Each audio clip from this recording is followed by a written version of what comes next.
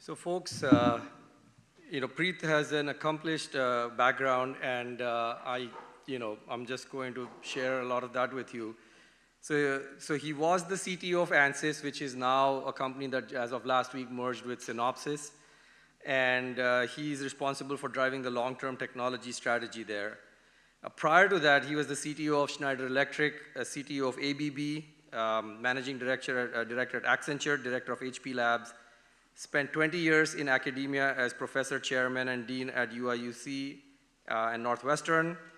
He founded 2 EDA companies, AccelChip and Binachip. He served on the board of directors of Cray, Cubic, and Turntide, fellow of the AAS, ACM, and IEEE. He's received a BTech in electronics engineering from the Indian Institute of Technology, Kharagpur, and an MS and PhD in electrical engineering from UIUC.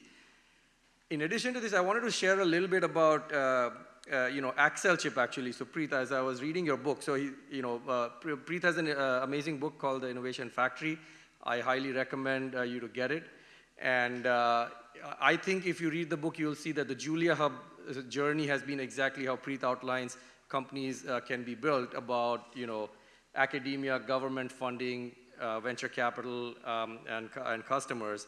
But interestingly, in your first company, AccelChip, Prith, you built the Match compiler, which was MATLAB for FPGAs, and we see I at least see a lot of parallels with what Alan and I did back with our work, focusing MATLAB on parallel computing, and out of all of that work came out Julia. So we actually share a little bit of the path that has brought us together here. So without further ado, please clap for Prith.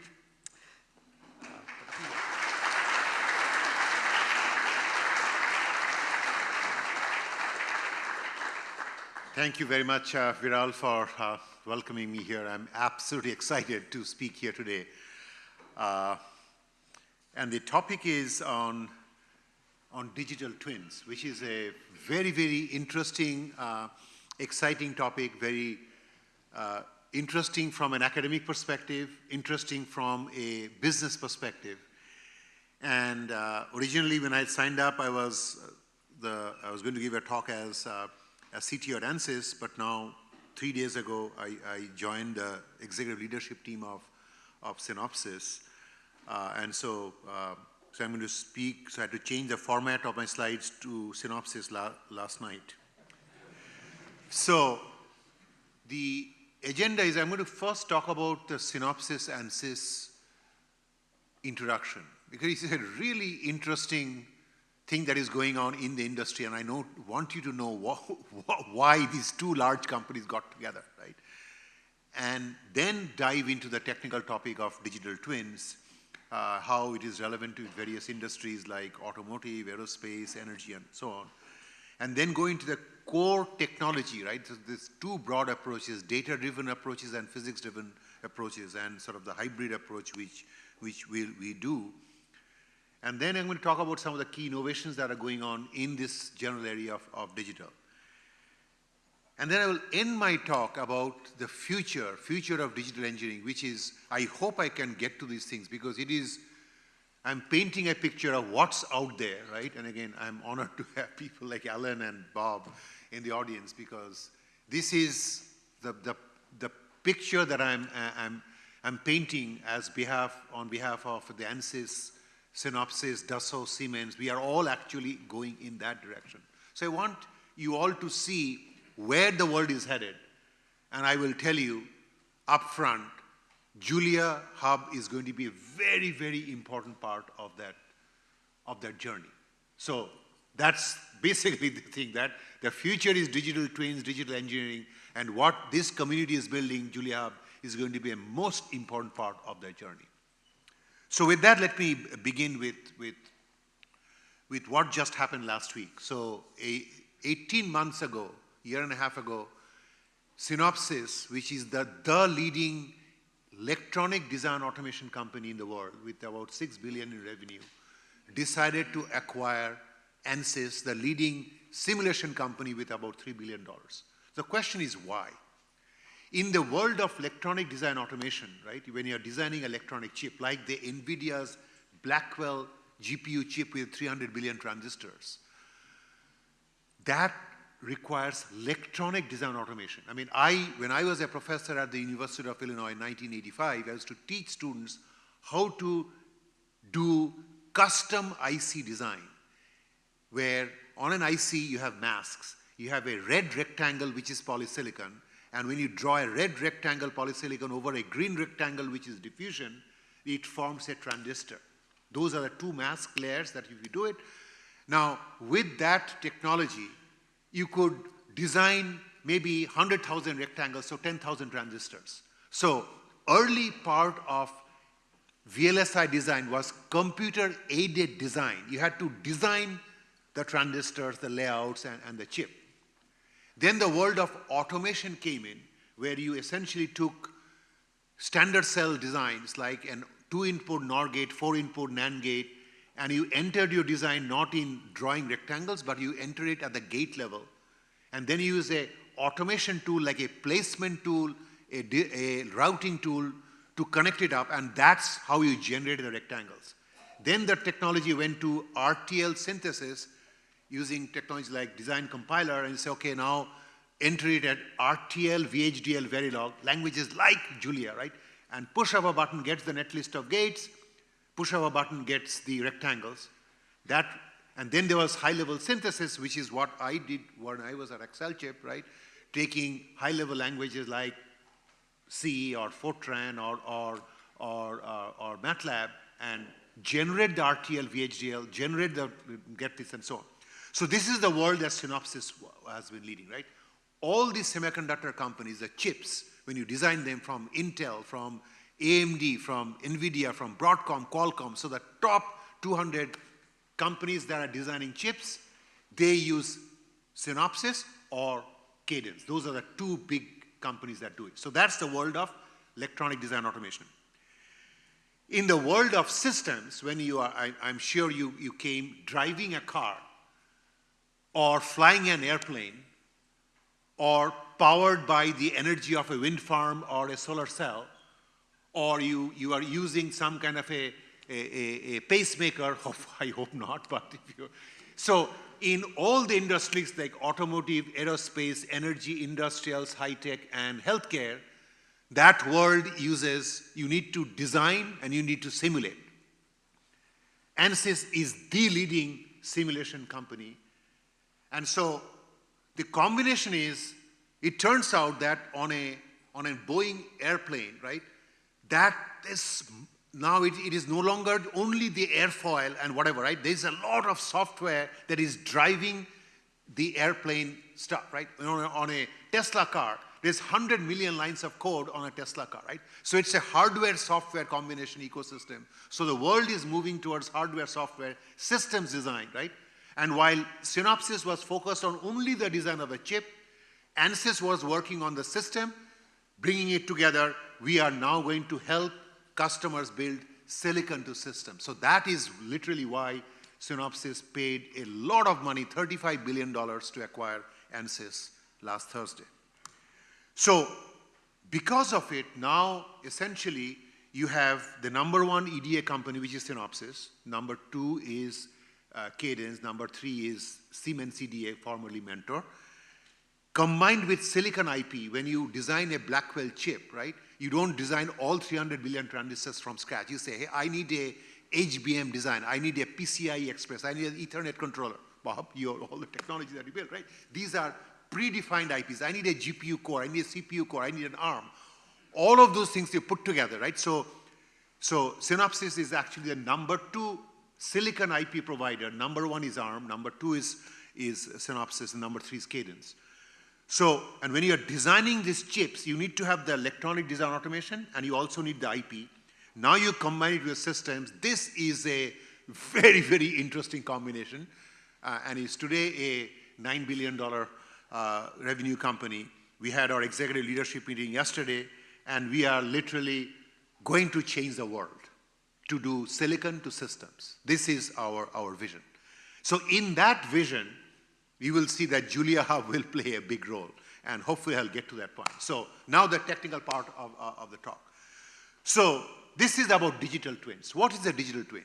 You have a physical asset like an airplane, right? This is the thing that is there, right? Or the engine on an airplane, or the car, or the engine in the car. Whatever is the physical asset, that's a physical asset. And then you have a digital model of that thing, right, in the digital world.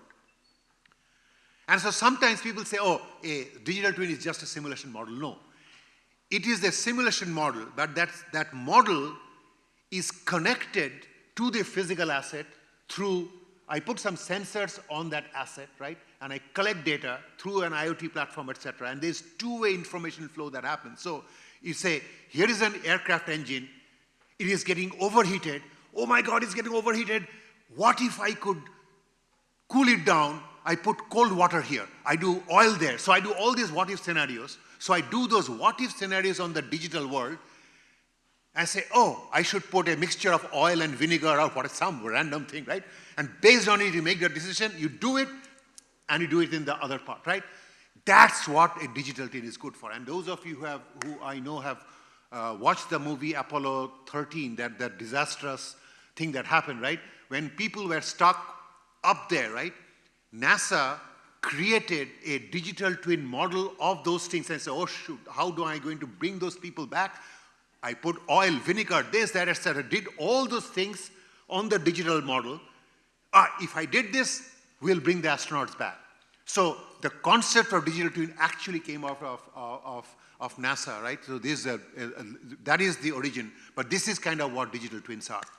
So digital twins allow you to track the past, deeper insights on the present, and predict the future. If we can say, this airplane is going to crash if you don't do certain stuff. This thing is, so if you could predict that with high accuracy, you can literally solve the world.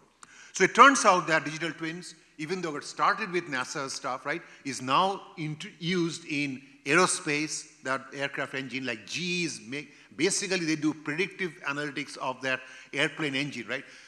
These are normal things, you all own cars, right? You're supposed to do tire rotation every 5,000 miles or kilometers, right? Why do you do that? Because statistically speaking, if you drive your car normally, right, you're doing this, that wear and tear of the tire will be such that if you don't screw it, change it, you will have a tire burst, right? You have to do an oil change every 5,000 miles. Statistically speaking, if you don't do it, it'll mess up. But practically speaking, if you look at Prith, I drive like a madman, right?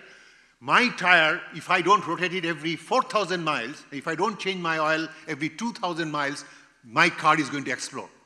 This digital twin on Prith's car will monitor the oil pressure, my tire things, etc., and say, hey, it's time for an oil change, time for whatever.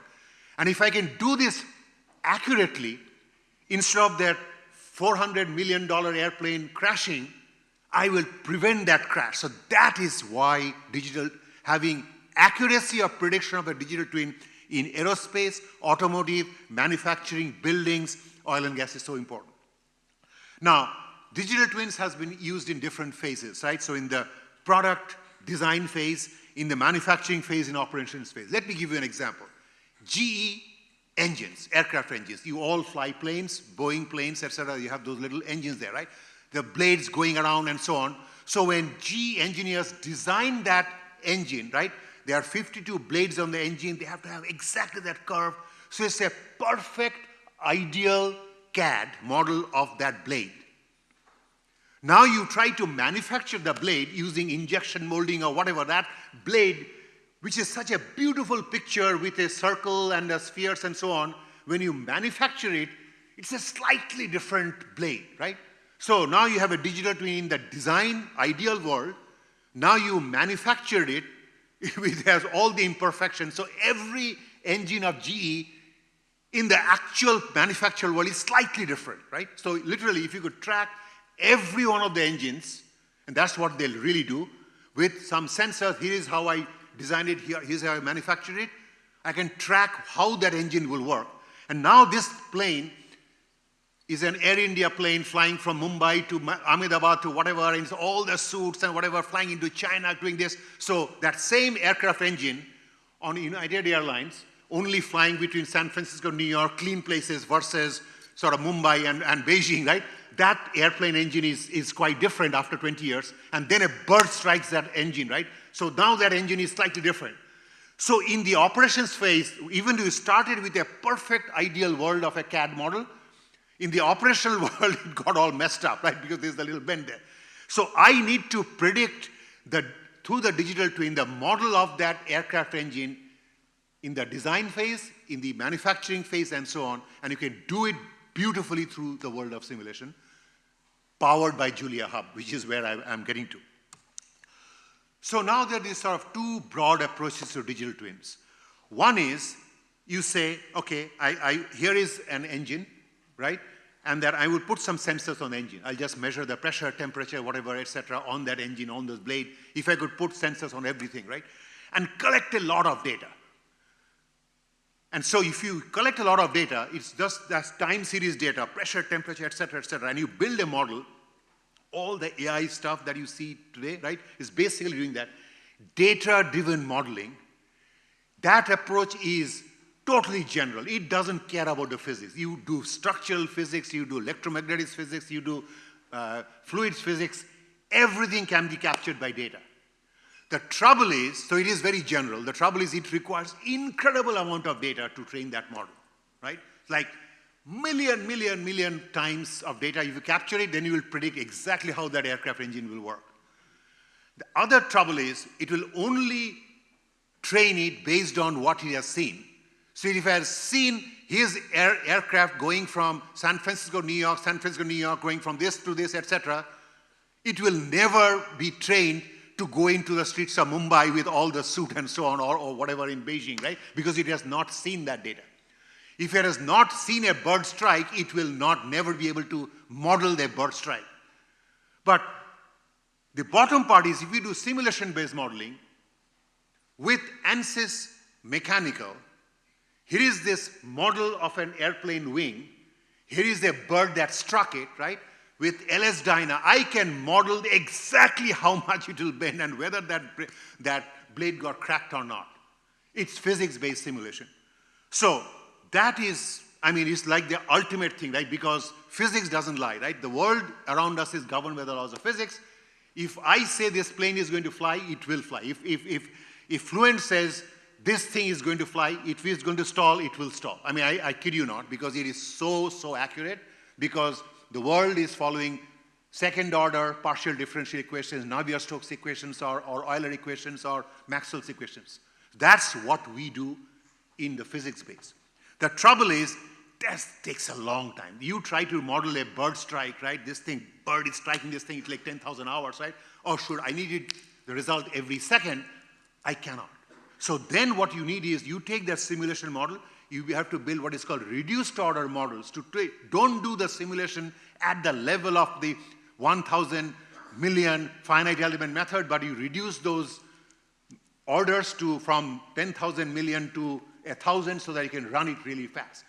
So there are these two broad approaches, and where we have landed is you need to do hybrid. Take the best of both worlds. Do data analytics to do the sort of easy cases, and then correct it through simulation, right? So the intuitive explanation is the following. Suppose you had a bridge, right? And there's a 6-inch crack on the bridge. Statistically speaking, of all the bridges in the world over the last 30 years, right?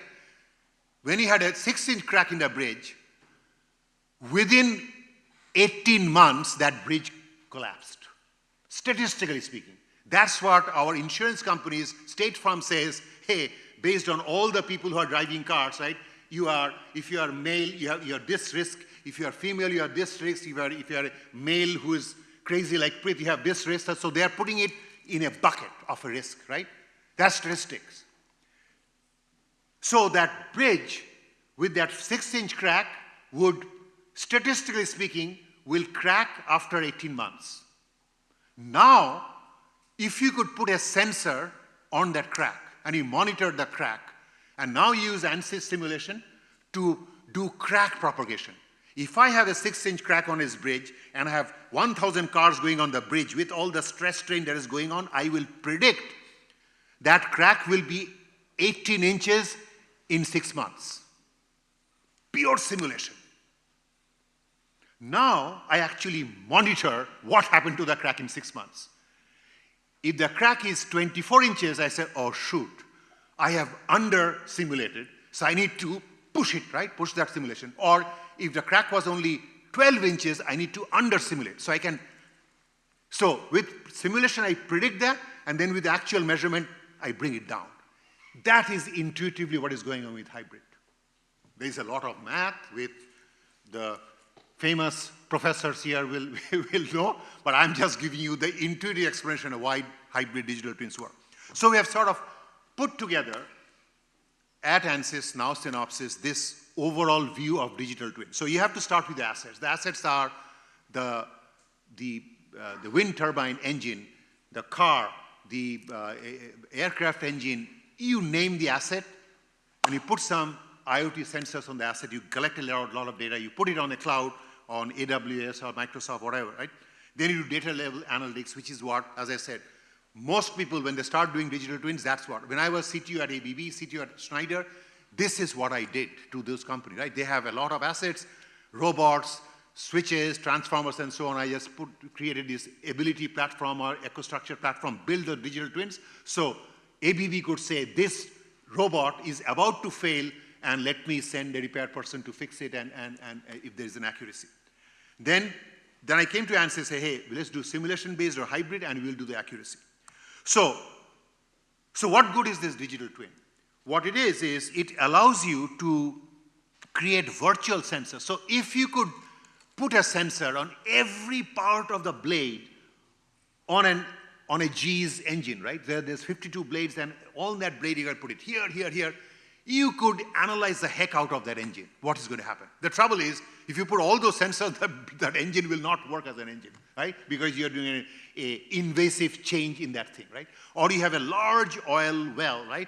It's 5,000 kilometers of oil wells and so on, right? And you're putting a sensor at every meter, every inch, every whatever, right? You could do all kinds of predictions. Unfortunately, that is not real. So in the world, what you can do is you can do virtual sensors, meaning just imagine a pipe. The pipe has oil coming in from this side, and the pressure, temperature, velocity of that thing is here. Now, if I had a sensor after 1 meter, it would measure this, because through fluid simulation, I can predict, because, hey, this is a pipe, this is a fluid flow, etc., with all this turbulence and so on. It has this pressure, temperature here. If I had a sensor, this is what it would measure. But I cannot have a sensor, so I'm creating a virtual sensor.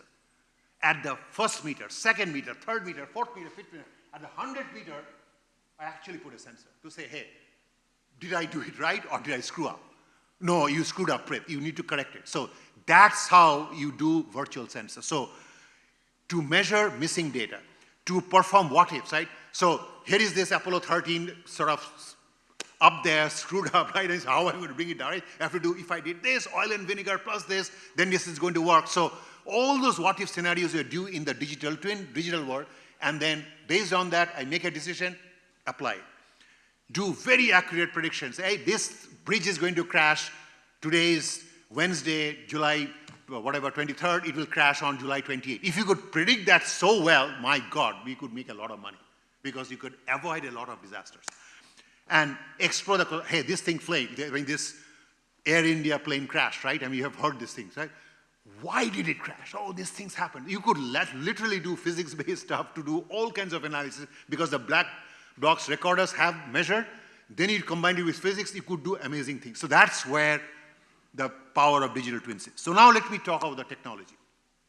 So Ansys has the core physics. We have the leading mechanical solver called Ansys Mechanical or LS-DYNA. We have the leading fluid solver called Fluent. We have the leading electromagnetic solver called HFSS and Maxwell. So we take each of these physics and we can simulate it with the highest fidelity. I mean, if I say this is going to crack, it is going to crack. I tell you not, right? But it requires a 100 million finite element points, right? It will take 10,000 hours. The trouble is that is too long. So what we have in technology is we have these reduced order models. So think of if a 1 million finite element problem, right? Basically it gets resolved into sparse linear solvers. It is a 1 million by 1 million matrix with sort of some sparse elements. And now you have to solve AX equals B. That AX equals B is an order n cube computation, right, which is taking you forever. Now, looking at that matrix, you going back to your math days of numerical linear algebra, right? There are these things called eigenvalues and eigenvectors and principal eigenvectors. So on that matrix, if I were to take the most important 100 eigenvalues, the principal components, that's 100 of those. Those things are the most, I'll take those 1 million by 1 million vector matrix into 100 by 100. Those 100 by 100 are the most important things. That's fundamentally what is going on with reduced order models, right? Now, instead of taking order n cube time order 1 million cube, I solve a order 1000 cube, which is much easier to solve. That's basically what is going on with reduced order models. So we take all the core solvers, build the reduced order models, and do all this funky stuff with hybrid digital twins. Now we have a flow. Now within ROMs, there's all kinds of ROM technology. Again, this is just to impress you. Some of you are in the audience, hey, Prith is just not doing nonsense. There is technologies on linear ROMs, non-linear ROMs, static ROMs, dynamic ROMs. Okay, I have impressed you. So now, we have built this sort of thing, the Twin Builder. So there's just incredible amount of stuff that is going on today, and that's where Julia Hub comes in, right? So we have to take this model of a electric vehicle or a autonomous airplane or this wind farm. So these really complicated systems having hardware and software in it, right? And this combined Ansys Synopsys stuff, right? And you have to do this model building for either brownfield applications. You have a stuff that is there, or for greenfield, right? How do you build the model? Well, I will come to that. It is actually, Julia Hub is a fantastic thing that we are looking forward to partnering with, right? Allowing reuse of existing simulation models with AI/ML. I mean, AI is actually changing the whole world with ChatGPT and others, but it is really changing the world in our area of AI/ML applied to simulation. Enabling scaled runtimes and driving a lot of ecosystem partnership with the likes of AWS, PTC, et cetera, et cetera. So there's stuff that is going on. So let me just focus on the system level simulation part. So let's say you're trying to design an electric vehicle, right? In an electric vehicle, you will have a motor, electric motor. You can actually model it in Julia, which is the high-level system-level model. Now that electric motor is powered by DC power. I have AC power. What do? I take the AC into DC, so I need some converters. Or I take a AC into DC, need an inverter. So I do all this, I'm sorry, DC to AC, need inverter. So I need a battery, I need a motor, and inverters. Then you need to have something that once the motor goes, that motor will connect with a gear, and then it will connect to the actual things, and that's how the car moves.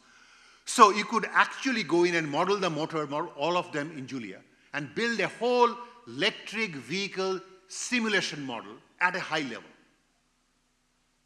But then you say, oh my God, this electric motor has these rotors and stators and all that kind of stuff. Will it really, if I apply this much voltage, my model says that torque will be this much. Is it really that much? Well, we go into Maxwell, which is ANSYS, right? And we look at the actual CAD model of the stator and the rotor and all those fantastic Maxwell's equations with all the partial differential equations. And the torque will be 3.212.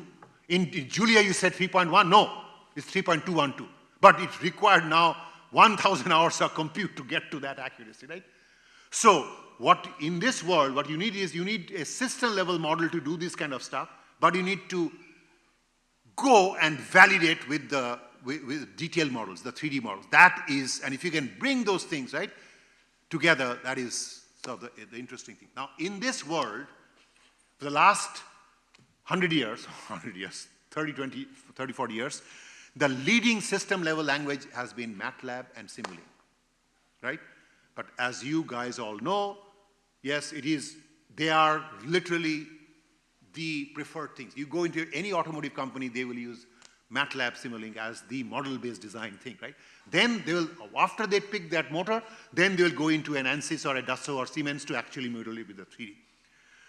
But with all the advantages that you guys are working on with Julia, right, with the compiled stuff and so on, thanks, Alan, for all the great work that you have done at MIT and the work that you guys have done in Julia Hub. This is where we at ANSYS are looking for the partnership, right? So the Ansys Twin Builder, this system. Samir, are you here in the audience? There you go. This is the man. He is the GM for our Twin Builder. He is working closely with the Julia Hub team to say, hey, this thing can I integrate with and build this system level model, right? And which would be better than MATLAB, better than Modelica, better than all of that is sort of what we are working on. Then building all these things with raw models, scale, I actually need to speed up because I really need to cover some of the other stuff. Okay, so there is other stuff. Sorry, Samir, I'm skipping through some of that stuff because I need to. They'll catch you after for the details. So then the thing is, we are working on an ecosystem where these digital twin models, you can actually visualize it. So those of you who have seen Jensen's keynote at GTC, he talks about the Omniverse. This is this visualization platform. You have a manufacturing thing at a BMW factory, whatever. You can see all those things. So that's that powered by GPUs and so on. So what all these simulation models that we have from Ansys, powered by Samir's twin, is now you can visualize on the Omniverse. And so you can actually have the physical asset, which is this whatever thing it is, right? Is this the electromechanical stuff. Here's the physical stuff, and you can actually see it on the Omniverse, and you can predict, hey, if this has happened, I put oil and vinegar, this is going to happen, it will show up on the picture. So imagine if NASA had this twin builder and Omniverse in whenever Apollo 13 came down, it would have done amazing things. But we are here today, and I hope there is no more Apollo disasters. Then there's this technology that Samir has been cooking on, this thing called Ansys CoSim, right? Basically, you have a multi-physics simulation stuff, right? You have multiple things, and you have to simulate a distributed system. Some of them are with sort of continuous time, some with discrete time. It is this really complicated stuff, and so we have a technology of Ansys CoSim, which can do this massive distributed simulation together.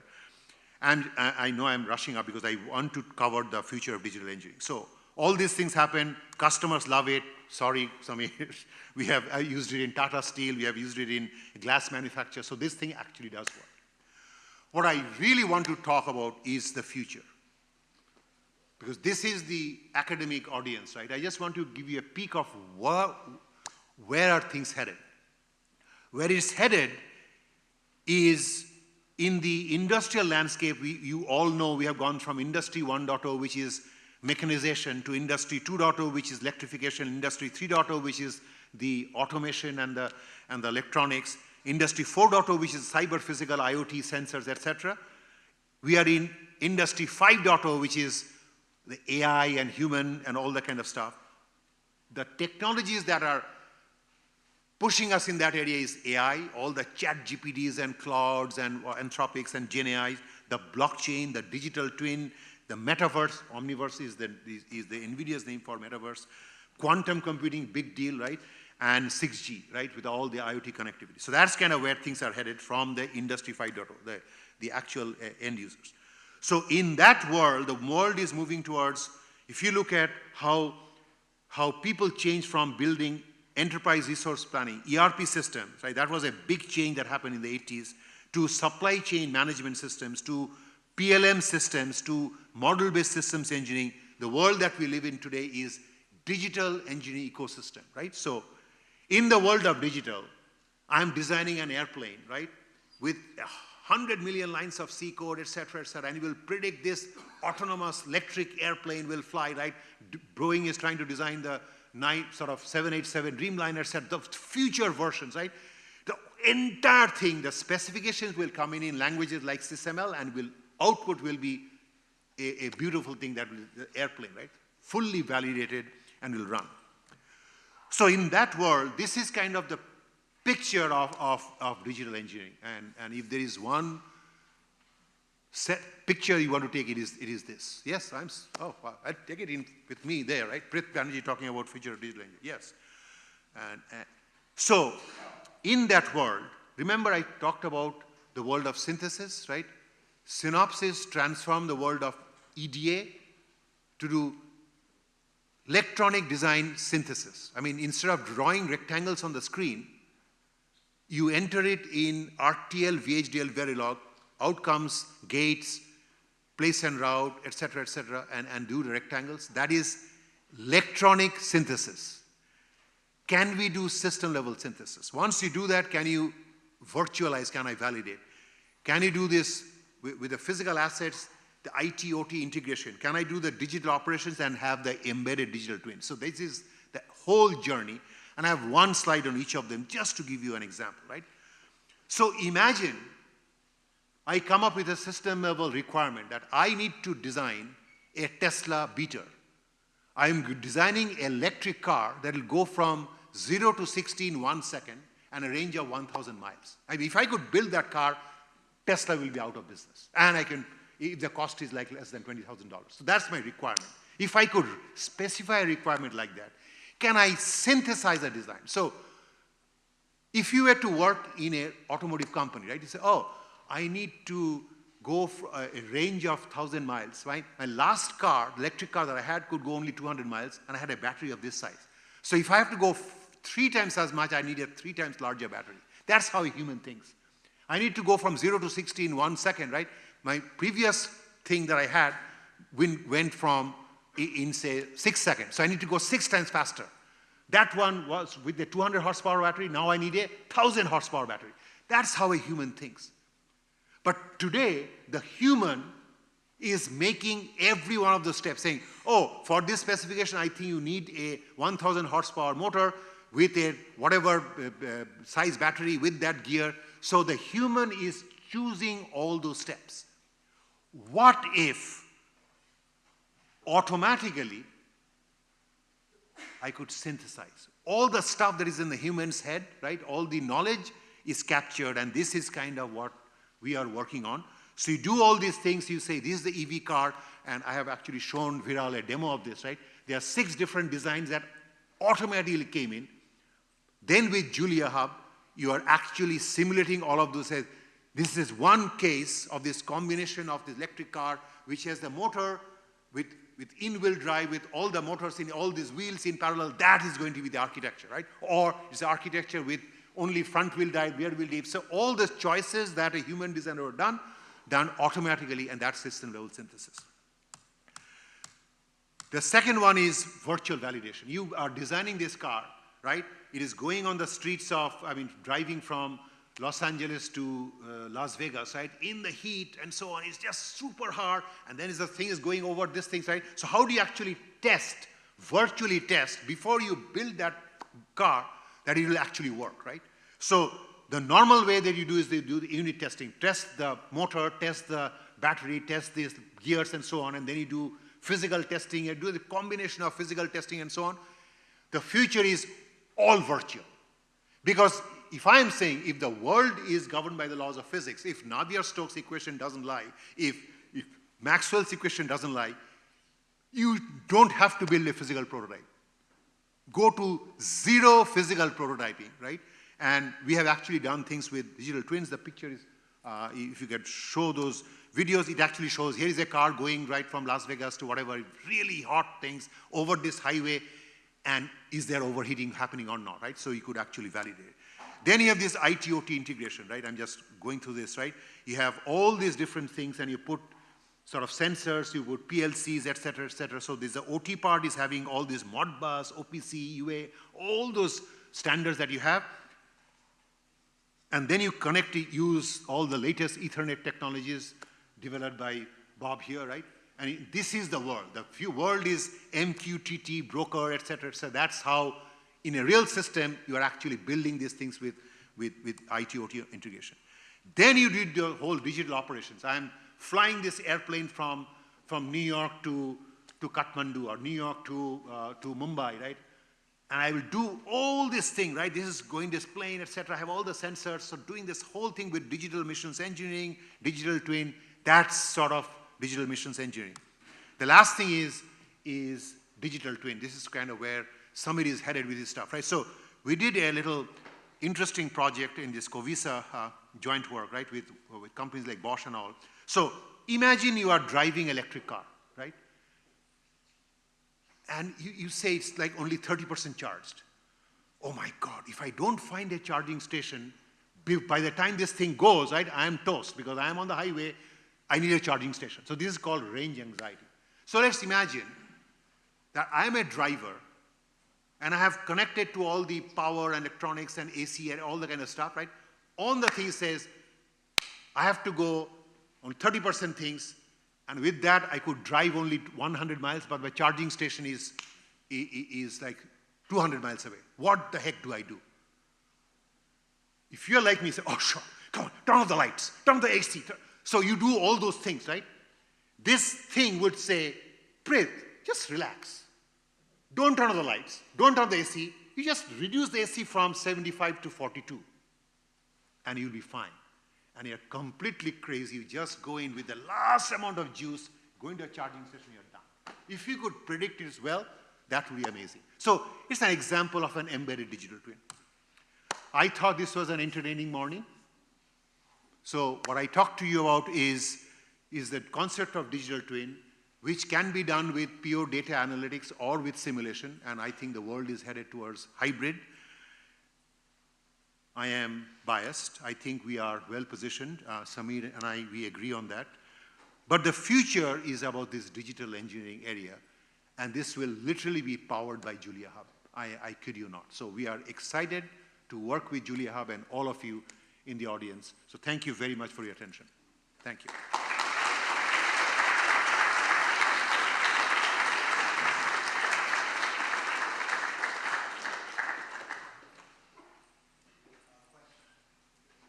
Questions for the speaker? I'll start handing them the mic.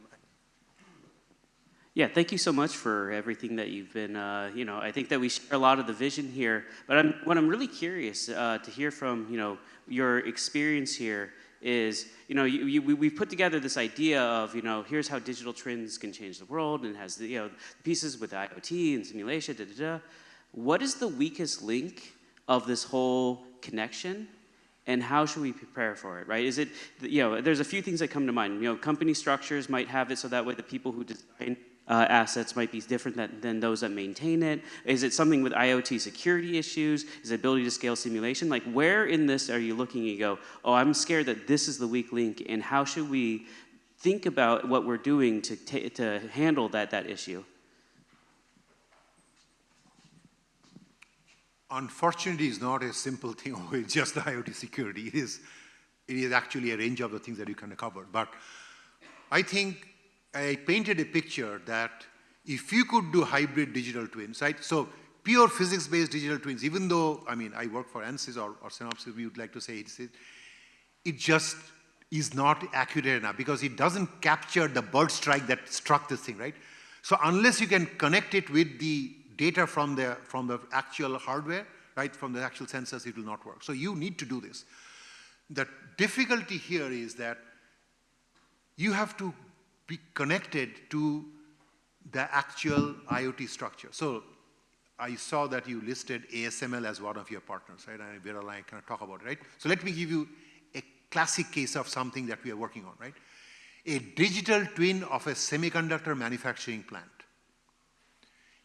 At TSMC or Intel, right? They have these massive things with the hundreds of equipment, 5 equipment from Applied, 10 equipment from ASML, 15 from KLA Tencor, all these different equipment, right? Now, imagine if you create a digital twin of each of the equipment. In a semiconductor process, right, there's like 200 processes that you have to do. You have to do chemical vapor deposition, then you do ion implantation, et cetera, et cetera. And you do this complicated stuff, and then out comes the Blackwell chip, right? And this thing, the yield is only 1 in 100 work, right? So all the others are kind of wrong, right? And so you have a line, and you have bad stuff coming out, right? I have a yield issue. How do I fix it? So if I could come up with a digital twin of that manufacturing plant, right? I can improve if you can just improve the yield by 1%, it's like billions of dollars, right? But you can't.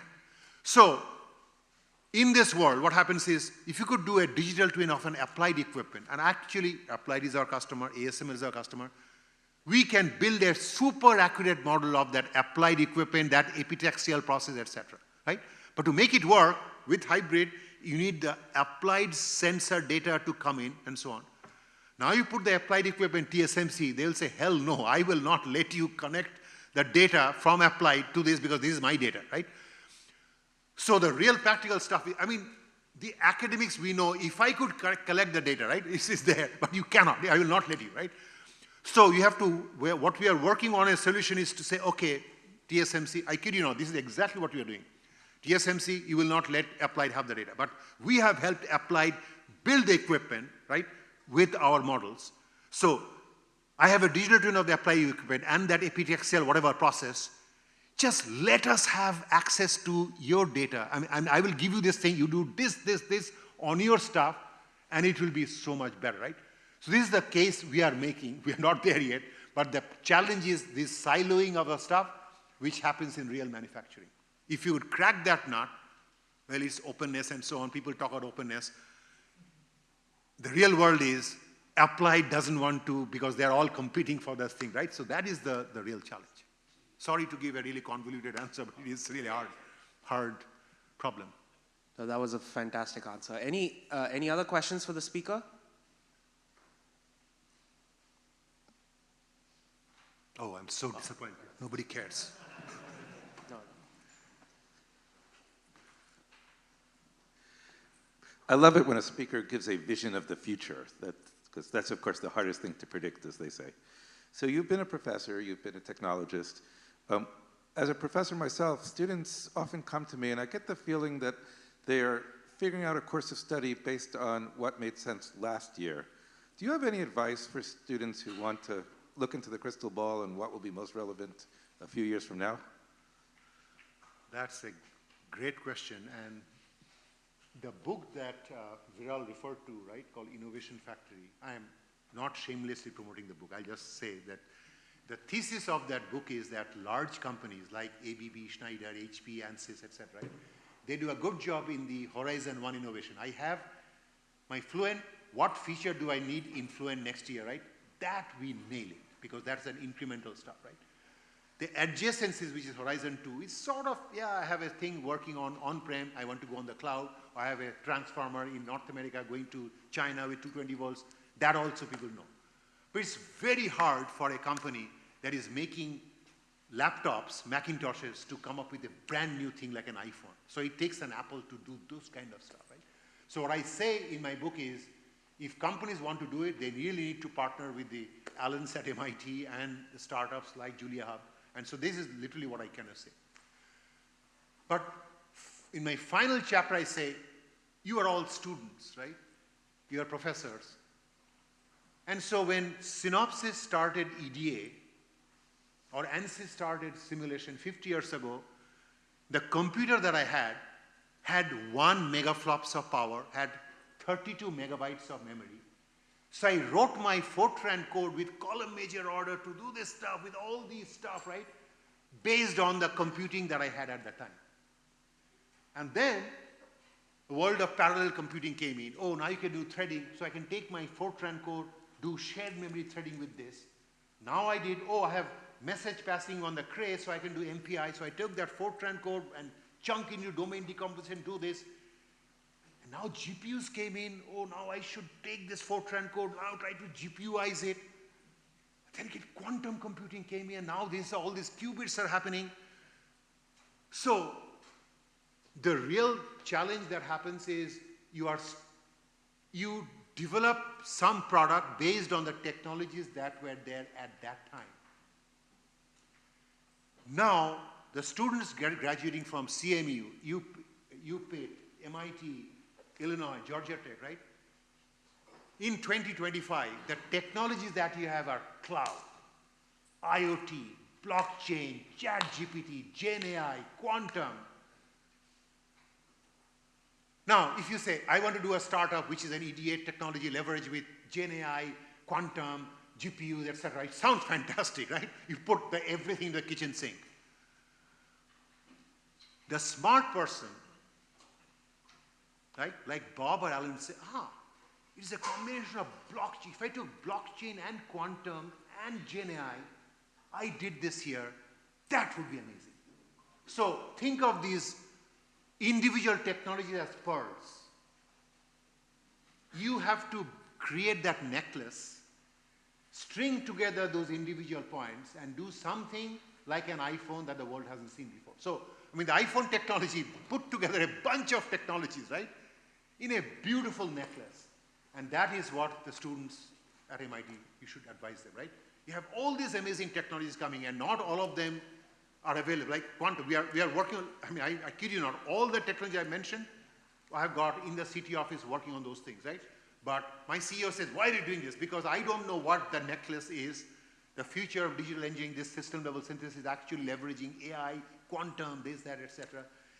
That is the exciting thing for your students. I think at MIT, it won't be the necklace, it will be the jewelry star. I agree. Thank you. Thank you. Thank you. I think there are a few more questions, but I am around. Yeah. Please do find Dr. Take Banerjee. selfies with me, post them on LinkedIn. I'm just kidding. With that, let us thank the speaker again.